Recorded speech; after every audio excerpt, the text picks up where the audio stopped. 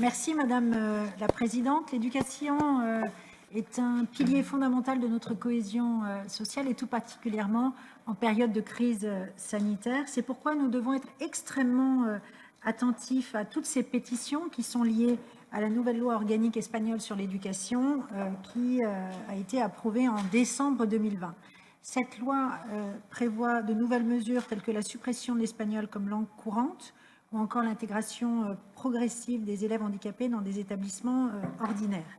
Les pétitionnaires nous font part de leurs grandes inquiétudes sur le droit des parents de choisir librement l'école de leur enfant, se basant sur leurs convictions morales, religieuses, philosophiques et pédagogiques, le choix de l'enseignement religieux, la fin du financement public des établissements non mixtes ou encore l'absence de garantie de l'utilisation de la langue espagnole sont autant de préoccupations qui ont été abordées dans ces pétitions. Autre point très important, les pétitionnaires estiment que cette nouvelle loi porte préjudice aux écoliers en situation de handicap qui ont des besoins éducatifs spéciaux. Les requérants partagent leurs craintes quant au fait que cette nouvelle loi ne prenne pas en compte la volonté des familles de voir leurs enfants éduqués dans un environnement à même de garantir leur sécurité et également leur accès aux soins ainsi que les meilleures opportunités éducatives.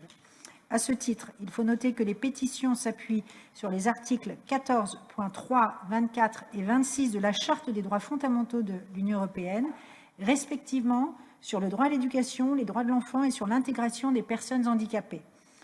Ainsi, dans l'attente d'une réponse approfondie de la Commission européenne sur ces pétitions, nous suggérons au nom de notre groupe PPE de laisser ces pétitions ouvertes et de les transmettre à la Commission culture pour avis. Voilà, Madame la Présidente, la position du PPE.